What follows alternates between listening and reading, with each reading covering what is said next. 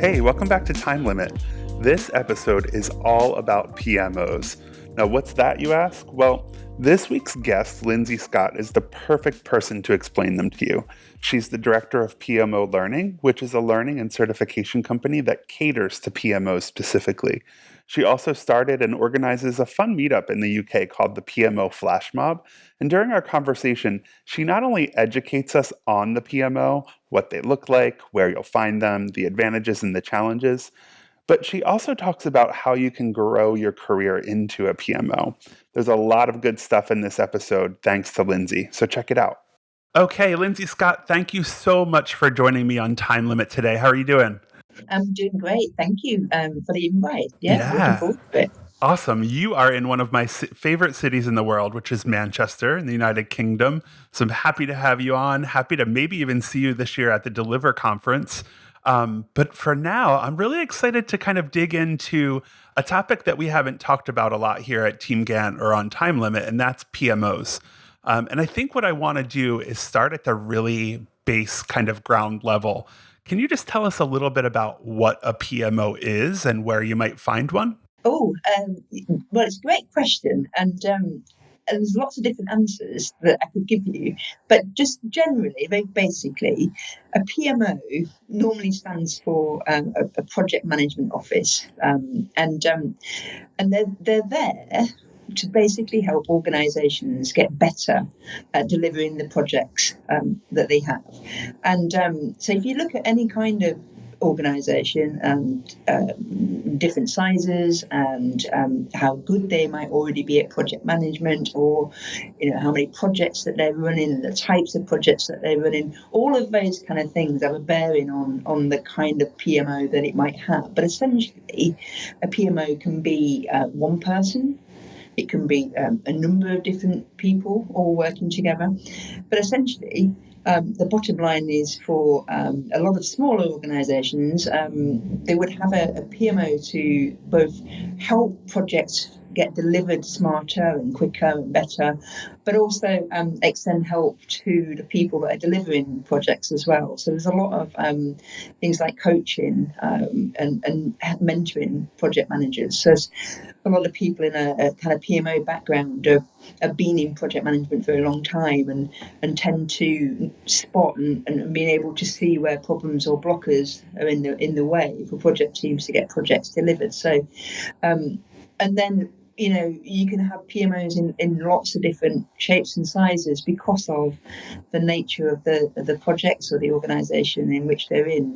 Very large organisations have many PMOs. If you can, imagine that they're running hundreds of projects.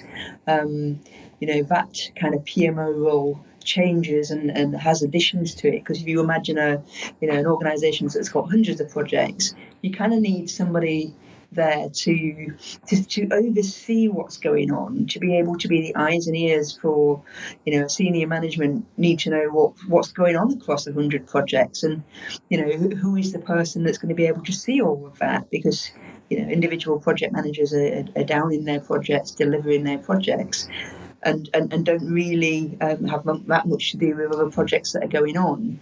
So that's where you get like an enterprise level PMO, where you can basically have people that can oversee everything that's going on and start to understand, what are the dependencies perhaps between projects, or how do we prioritize the projects that we're going to deliver based on the resources we have available. So the work for PMO can be so wide ranging because of the nature of the organisation that it sits in. So I try to give a basic answer, but it's never basic, PMO.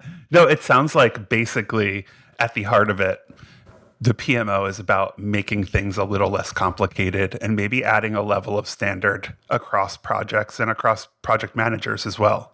Yeah. I mean, I think it got born out of, I know there's lots of history about, if you go back and look at things like, the project office at NASA used to be, one that a lot of people took the kind of model from. And you can imagine, back in the day when it was the space race and all of that all their projects that were going on, that they needed that office there to, right.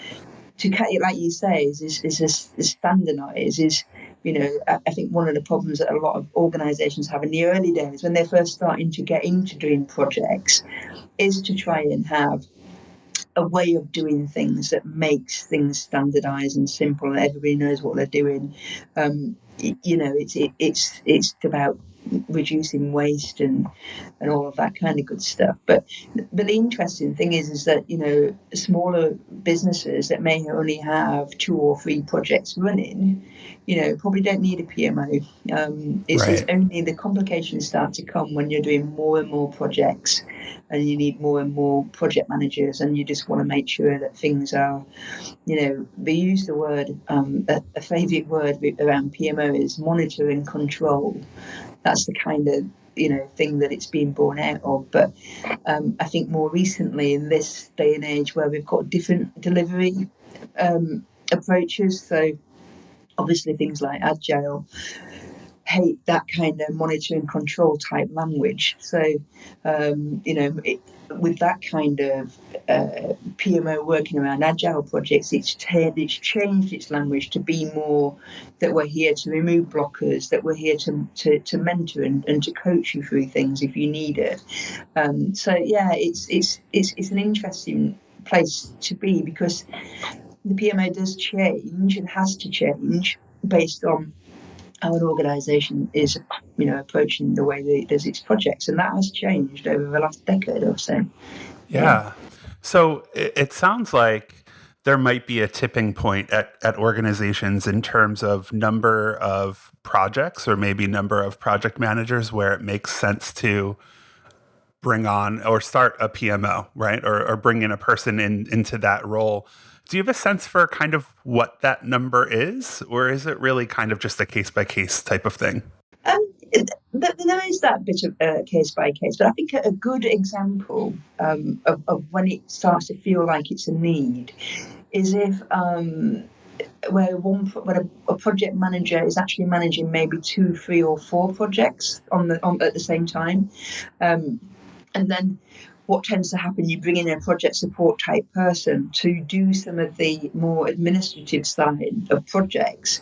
So that project manager that's been assigned to 4 projects is very much focusing on the things they need to focus on. Mm-hmm. And that project support person, or that right-hand man, or whatever you want to call them, are coming in and taking off some of the more repetitive things like filling out logs, or doing timesheeting type stuff, or that kind of thing.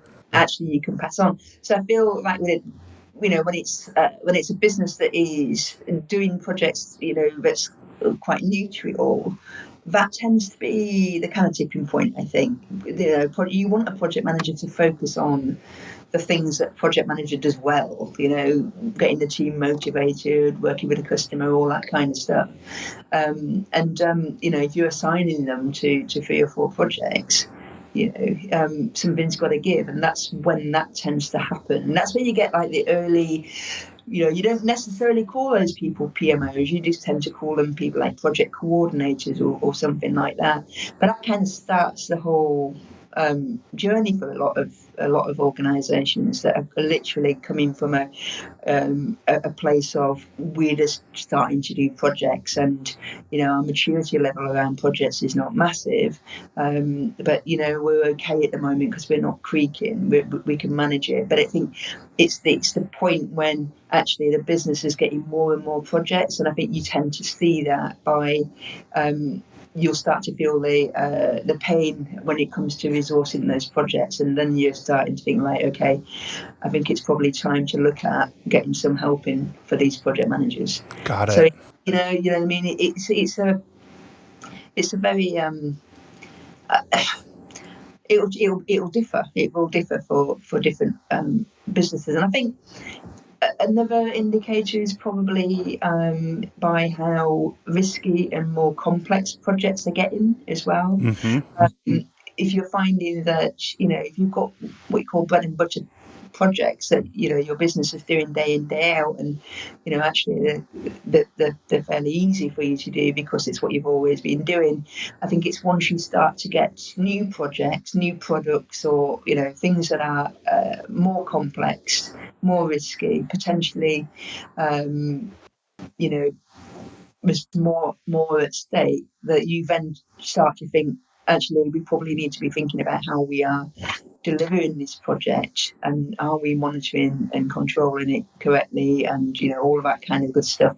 And that's when you're starting to look into some of the deeper best practices around project management. So, and that's where good PMOs come in, because part of their job is, like we say, is to help an organisation get better at delivering projects, and they do that by putting in place standards and governance and controls and things like that. So yeah, it's different horses for courses. It's so interesting because I'm sitting here listening to you. And by the way, thank you for all of that. That's really helpful. I'm sitting here realizing that I was in a position as a PMO. It just wasn't my title. Yeah. And, my title was Vice President of Project Management. And I think that's just so common within our field. People, the titles that organizations give to people are not necessarily standard across the board. So you have someone who is a PMO without that title, but what they're doing is kind of similar. And I'm curious, kind of along those lines, like, what is your experience, or what do you see as maybe the career path that takes someone from project manager or project coordinator through to a PMO or a director of a PMO?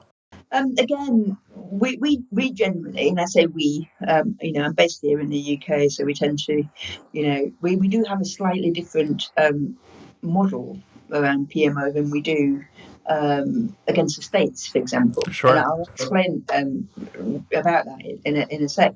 But in terms of, we generally see two different types of career path, and that's people that come in through that project support level, and then they're working their way up through, from a project support role into a PMO analyst, into a PMO manager, and then a head of PMO, or that kind of route. And for some of them, they never deliver a project. They've always been on that side of where they've been about the methods, the processes, the tools, the techniques. That's what's been their job. And then you get people who come directly through a delivery. So they've started out as a assistant project manager, senior project manager, program manager, and then quite easily slip into the PMO, the head of PMO type role, because it's one of the when you get to a senior level at PMO, or like an enterprise level PMO, those people are often almost at a board level. If they're not at a board level, they're just one underneath, because ultimately, their portfolio of projects and programs in a big business could be worth billions. Right. So to be in that role, you've got to be pretty much a senior executive anyway. So you generally find with those roles that the prerequisites are that you will have been in a delivery capacity at some point in your career, and preferably on a large program of work that was worth a lot of money, because they need somebody that has been around that block, basically, because there's such a huge amount at stake. So you'll get people that flit. So you'll have somebody who will be working as an assistant project manager into a project manager, and they'll say, what? Actually, now that I've seen what PMO does, I'm actually more interested in that side of it than I am in delivery. And you do see a lot of project managers making the change into PMO, which, for whatever reason, not everybody has a great time being a project manager. It's not suitable for everybody.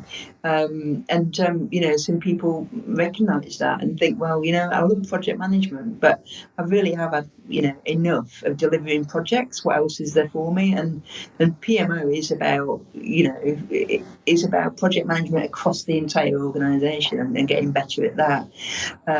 So there's different roles and responsibilities there, and perhaps not the stress of delivering a particular project, but the interesting thing, as I mentioned before, about how the model in the States is slightly different than here in the UK, is that you generally, with a PMO, it is very much something where you don't have the project managers reporting into you. So the project managers are actually reporting into somebody else, and the PMO doesn't have that line management responsibility for project managers. And it's a subtle difference, but actually it has quite a big impact. So it is one of the main differences. So in the States, you do have generally, most of the time, you'll have project managers that sit within a PMO structure. Yeah, so you'll be like you were saying about you can be a head of project management, and your accountabilities are not only about improving project management, but you've also got to improve the project managers, and that's your line management responsibility for that. Right. Whereas here in the UK, you don't see that model as much. The PMO is there to improve project management, but the improvement on project managers is done by another senior manager. Now, would that senior manager, would that person report up to the PMO then? Not Okay. doesn't have to. No, Interesting. it's crazy. Mad, isn't it? I mean, I'm going to apologise because we're supposed to be making this subject simple, but if anything, I think when people, one of the things that we get a lot of when you in PMO is that you'll come across project managers that, I can't stand the PMO. All they're ever doing is nagging me for stuff, and want me to fill out this report and that report, and I have no idea why you do it, and what the outcome of it all is. And sure, people have had some bad experiences, but I think half the time is that if you are coming across a PMO, one of the questions you need to be asking is, what is its remit? What is that PMO there to do? Because they do have different remits, and I think sometimes there's a kind of miscommunication between the PMO and project managers, about what are they there to do, and vice versa, really. I mean, they're getting better at it, but generally, it's been a bit of a love-hate relationship, but ultimately we're all there to do the same thing, which is to deliver projects successfully. Absolutely. And sometimes we could be working better together, but and that comes down to communication, which was the top skill in project management. So, but yeah, it's. It is an interesting one because, like I said, PMOs do differ, and they've got different titles, and they're called all sorts of weird and wonderful different names. But the bottom line is, it's just about trying to understand, what is their remit, what are they there to do, because it will differ. Yeah? Right. Now, either way, it sounds like the PMO is there at a higher level to, like I said earlier, make things less complicated, streamline processes, make sure that the project management practice is actually working for the organization. I'm wondering, if I'm someone who does want to get into a role in a PMO, are there any benchmarks or classes or subjects that you think that I should be looking at or doing to kind of advance my career? There is, and again, what's interesting about a PMO career is that you are expected to know just as much as a project manager. So whatever training and courses available for project management, absolutely, PMO people also need to know all of that. But it's not just project management, because the letter P in PMO can also mean program. So right. Understanding about those, about program management, and it also stands for portfolio management as well. So again, depending on what kind of business you're in and what kind of PMO, so you need to understand what we call PPM, even though it's three things: it's project, programs, and portfolios. You need to understand about all of that, because it is the bigger picture of how an organisation sets a strategy, and then from the strategy, how do we get into initiatives, and then how do we prioritise those, and then how many, what projects are we going to be running. You need to understand that entire ecosystem and how that all sticks together, and then there's the other side of it, just like project management, is that focus on the behavioural side of what you do. So, the communications, the relationship building, all of that kind of stuff, again, is key. But the other side as well is also having a wider business understanding, because the project management department does not work in isolation from the rest of the business. So there's this whole, understanding the change aspects of a business as well as the business as usual. So it's a massive undertaking. It's a lot, yeah. Yeah. But I'm not saying that you work in a particular PMO, but you wouldn't start out at a portfolio level. Generally, you'd probably work your way up from projects into programs into portfolios like that. So Absolutely. there are lots of things around project management, but there are also courses that are all about PMO as well, which is because I suppose the bottom line there is, okay, so how do we set up a PMO? And if we're going to set up a PMO, how do we decide what services we're going to offer to people? And if we offer these services, how do we know that they're being undertaken and how good they are and how do we improve on it? So there are then courses that are very specific around that area about working in a PMO and how do you bring together all those things we've just talked about, the PPM stuff, the business stuff, and the behavioural skills. How do you use all those together to create a function or a service within a business like a PMO? So there's I've always said to people that, PMO can never be boring. It couldn't, you could be bored in the current role, but believe me, there are lots of different types of PMOs out there to choose from. Right. That you then go on and do something that's completely different. That requires another level of accountability and another level of skill that you've not had before, and all of that kind of stuff. But yeah, it's I feel like I'm recruiting to anybody who's listening to this being a project manager, as long as you know that there's something out there that allows you to be in project management without having to deliver a project. Because I think project, you tell me, project managers, then they get to a point where they feel like, oh, I'm just delivering another project that feels very much like the same to the last one. How do I get off this hamster wheel? But I know certainly I've been in that scenario where I feel like, okay, there's not much more I can do here in my career. Like what can I do where I can make an impact in a different place or change the course of my career. And I have to guess that a lot of PMs are thinking about that. But I think to go back to something that you said earlier, it's that you can't be a PMO without experience as a project manager. You kind of have to have been through the ringer a little bit to gain that experience, to know how and what you can manage at a high level and how you can make an impact on a team or an organization, whatever kind of level it might be that you're working at. And to me, that's exciting. Like I think a lot of this sounds like something I would love to do at some point. But I'm curious about the learning aspect of it. So, as we know, you're the director of PMO Learning, and my guess is that you've got a good insight into what kinds of topics are really important to people in this position. Wondering if you could share a little bit about kind of what courses are most popular or well attended, or even make the most impact on a PMO.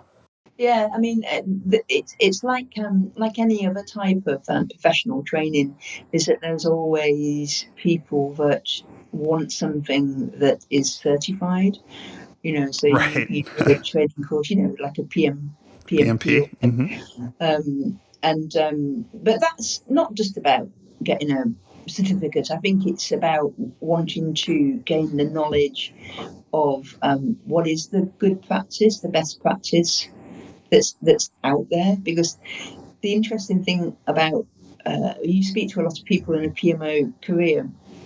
There's quite a lot of them that work alone. You get a lot of PMOs of one, so it's just literally one person that can be, trying to do a lot of the good work around standardization or whatever. And for those people, you've only ever really got one organizational view, i.e. the one that you're in. So to do certificate-based training is good for people to be able to say and see that, look, this is the best practice. I've been on the courses around the best practice stuff. Best practice, it will probably not work for us in its entirety, but we can take some elements from that best practice and then use that in our organisation. So, they're not certificate-based courses like, this is how you definitely do setting up a PMO, and here's 5 steps, and if you go away and do that, you'll be fine. It is more about, an understanding of what good PMOs do, and then being able to learn that, so the knowledge side of it, and then come back into your organisation, take the bits that are going to work, and then do it. And there'll always be, it's nice to have a certificate as well, because that's obviously showing everybody else out there when it comes to job hunting and stuff that you're serious about your profession and things. And here in the UK, we have 3 different bodies. Which is we have BCS, British Computer Society. We have AXLOS, that's the same place that Prince 2 that most people have heard about. They have one called P3O, and then we have an international one, which is AI PMO, Association for International PMOs. Those are the 3 main certification bodies that have those kind of courses for the exams. Interestingly, there's not any in the States that I know of. PMI definitely don't do anything that's directly PMO related. Right. So it's an interesting one, isn't it? Because PMOs exist and have existed for a long time. So I think you can probably see why we decided to set up a training company to do with PMOs. Right. Yeah. I mean, it's hard to wrap your head around doing training for something where there is no standardization, right? Like, or certification around it. It's a lot. I don't know. This is kind of my personal opinion on project management training and certification, which I'm a fan of, by the way. But it's like there's no single project that's run the same way. So I can teach you all of these different things that you could do as a project manager, working with a client or working with internal stakeholders, but I can't tell you exactly step by step how you need to do these things. You actually need to think through those things on your own. Absolutely. And isn't that the thing about anybody working in a project management field today? Have a certain level of intellect, certain level of pragmatism. So it stands to reason that you as long as you can expand your knowledge in lots of different areas, and it is about then thinking, right, okay, so how do I make this work in the particular environment that I'm in right now? Right. There's nothing worse than, I think one of the problems with PMO is that you get a lot of people that will move from organisation to organisation. It's a thing. A good consulting role would be setting up a PMO for a business, yeah? So, it's a nice piece of work. It can take about 12 to 24 months, something like that. Oh, I'm sure. And you can see how that could be quite a good career to do, keep skipping about every 2 years. But the problem with it is that people then think, oh, well, I set up a PMO in this business. Now I'm going to go and set one up in this business over here, and I'm just going to do it in exactly the same way that I've just done it. But actually, that's where it goes wrong, because you're assuming that the environment that you're now going to set up a PMO in is going to be similar to the one you did before, and they're not, and it is about being pragmatic with, okay, so these are the best practices out there, but actually these bits will not work in this environment because of X, Y, and Z. So exactly. It's project management is it's a professional job, but including a level of intelligence and problem solving to work through it. And so the certification training is, well, the way that I see it is this is the best practice out there. You need to know that in order to be able to make informed decisions about what you can and can't do, as you go forward, in whether that be in your project or in a PMO. But the other thing that's interesting in our business is because we're deeply embedded with PMO people because of some of the other things we do. We're here listening all the time to what are their challenges, what's going on right now. And you'll hear the same things as you would with a project manager. It's just that they're coming at it from a different angle. So, for example, big subject is resource management.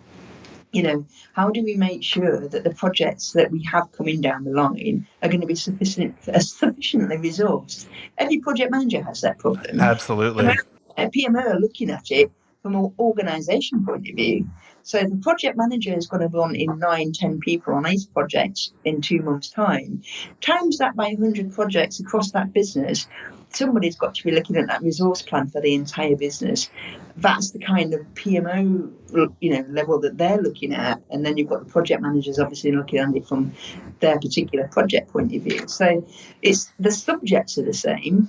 It's just, we've got a different problem to solve. Yeah, it seems like it's just on a bigger Ultimately, scale, right? I mean, absolutely, you know, I'm not just thinking about the project and the team and the stakeholders. I'm thinking about the project managers and the process and the tools that we're using and everything else, making sure that we're operating in a way that is efficient and keeping people productive and happy and all of those things. yes, I love yeah, it. I think it's really interesting. And I think there are so many parallels that you've drawn between the role of PM and the role of PMO.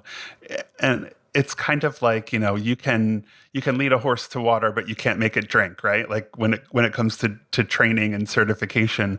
But at the same time, you have to have some base level understanding of how projects work. And if you're trying to take on a role as a PMO, you've got to spend a little bit of time in that organization to make sure that you understand what makes it tick and what's going to work and what isn't going to work. So to your point earlier, there's no that way that you could say, I'm going to set up a PMO in this company and 2 years from now, I'm going to move on and do it with a bigger company. yeah, Because just like getting your PMP certification, yes, you may have learned all of those things and they may apply in one scenario, but they're not going to apply everywhere. So you have to take your time to get to know the organization and its people and do your research to roll out something that is actually going to be practical, useful, and will yeah. sustain several years, several projects and people, right? Yeah, I mean, the other way to look at it is setting up a PMO is just running a project. The project is setting up a Right. PMO. Yeah. Exactly. Yep. So there's no reason why a project manager wanting to change into becoming a PMO manager should be that difficult. Yep. But I think what it takes is just that appreciation that you are looking at problem through a different lens. Yeah. I think that So makes sense. yeah, and there's no reason why project managers wouldn't make great PMO managers actually. Yeah. But I think it's something like I said, there's been a lot of history between PMOs are there to do one job, and then sometimes the project manager might have rightly or wrongly felt threatened by what some of the remit of a PMO might have been. Just by collating status reports to sending them to senior execs and doing the RAG reporting and all this kind of stuff has left a lot of bad blood between them. But Interesting. yeah. Well, I want to talk about something that you kind of touched on very, very briefly a couple minutes ago. I want to talk about the PMO flash mob that you organize. I've kind of been watching that afar via Twitter and LinkedIn, and I wish that I could join one of those events. Can you tell our listeners a little bit about what that's about? Yeah, I'm slightly, every time I hear anybody else say flash mob, I'm slightly embarrassed about it, but I'm not really. What it was, it's because of what it was born out of, which is about 6 years ago, something like that. And at the time when people were doing flash mobs in train stations and various Right. places, and we just got the idea, me and a colleague one night, we were sat on the South Bank in London, watching the sun go down with a cocktail in our hands, and we thought, and he was letting rip about some problem that he'd been having. He was working in PMO, and we were just sat there and chatting away, and we just said, what would be a really great idea is if you could just get loads of people, like, maybe just 6 or 7 around a table, and they could just put the world to rights, all about PMO stuff, and we could be helping each other, kind of like a little coaching circle. And this is before the days of meetups and stuff, which have just exploded everywhere. Before all of that, there wasn't that kind of thing going on. So that's where we started. We just basically started putting on dates and saying, look, if you're in PMO, turn up here at this pub in London, and we're just going to sit and talk about a particular theme around PMO. And from that, it got a little bit more formal. Started doing certain nights where we might have a guest speaker, so you're getting crowds of about 30, 40 people, and it still goes on today. It's like that. It feels a bit, we listen to what people are chatting about and think, actually that would make a good topic for the next flash mob or later on in the year, because we start hearing all the time is that people start talking about the same thing. Oh, well, I've got that problem as well, and you'll hear it again and again. So that's what makes us keep going, basically, because it's tough to get people together and keep them engaged and all the rest of it. But we have such good fun, really, and I think the name kind of shows that it's not going to be that staid and boring. And Yeah. yes, there's some drinks and pubs involved in in some of it. But some of the things we're doing, we hold them at certain organisations as well. So, we've got PMO people all over the country that are giving us their office space and saying, come, do something around here and all of that. And that led to doing bigger events where we have a conference each year in London that's really well attended, and yeah, we just it allows us to have a bit of fun with it. But the training company came later because people just were saying, well, the flash mobs are good for like knowledge sharing and networking and chatting to each other, but actually, it'd be quite good to have some more formal stuff. Yeah, that makes sense. It's fun to have a meetup and find a community and share ideas, but to be able to take that to kind of the next level to help people be even better and kind of even standardize a little bit, even though you're not doing that like super formally, it's kind of a nice feeling for those people. So I have one final question for you, and it's kind of all around the theme of time limit, which kind of just nods to the fact that we're all trying to get a lot of work done with limited time and limited resources. And as someone who leads classes and runs the flash mob, you know that people in project management seem to always be stretched for time. I'm sure that you have events where you expect double the audience and you get a lot less people.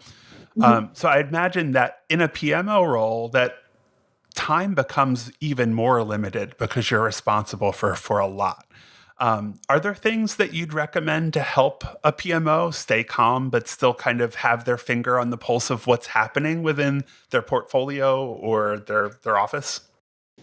Yeah, well, it's interesting you should bring that up actually, because we do something regularly at Flashmorph, at least every 6 months or so, which is to get them into this start, stop, continue.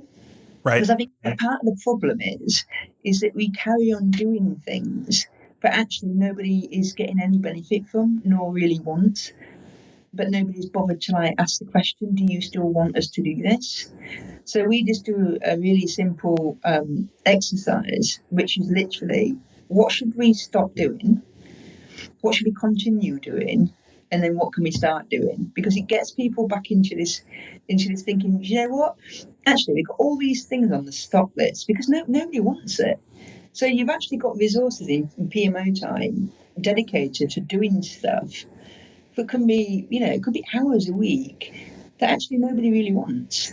So if you can just stop doing these things that nobody wants, you've actually freed up so much more time to start doing the things that people actually really do want. And part of the job with the PMO is you've always got to be scanning the horizon of what's coming down the line. So it's things like, is it a new tool? I mean, here in the UK, we're all getting quite excited and a bit daunted by this whole AI stuff, like the robotic process automation. Oh, yeah. Yeah, all that. Well, RPA in PMO world would be amazing, because a lot of the job in PMO, especially around month-end stuff, very repetitive. But actually, you could automate some of that stuff, Absolutely. And some of the reports you're doing, not even getting read. So, which is why, the exercise that we do is just so simple. But it's like, why are we trying to carry on doing all this stuff when actually, there's more important stuff coming down the line, and we haven't even got time to even give much thought to that. Absolutely. This is what your business really needs, so. And that's a really simple way to make that happen, to identify where you can save some time, where you can be more effective, and what your priorities are. So thank you for that. That's a really practical, easy tip, I think, for anyone in business to use. Well, Lindsay, thank you so much for joining me on Time Limit today. Really appreciate you having here. I think we could probably talk for another hour. Maybe you'll come back and join me on a future episode. But thanks so much for being here. I really do appreciate it. Thank you very much. All right, well, that's all we have today. I'm not going to lie here. I think a PMO role sounds really interesting. If you're a PMO or if you work in one and want to chat with me, please get in touch. I'd love to hear your thoughts on it. Also, if you're liking the podcast, please rate us and leave a review where you get your podcasts. Doing that will help us to grow the show, and we've got a lot of great ideas for future episodes. And if you're looking for more project management education, check out all the stuff we're producing at TeamGantt. We've got live classes on a variety of topics, which I'm presenting weekly, or check out the Art and Science of Leading Projects, which is an on-demand video course designed to help build your project management skills. You can find that on the TeamGantt website or even on our YouTube channel. All right, that's all we've got for this week. Thanks again. See you on the next episode where we'll be talking about motivating teams.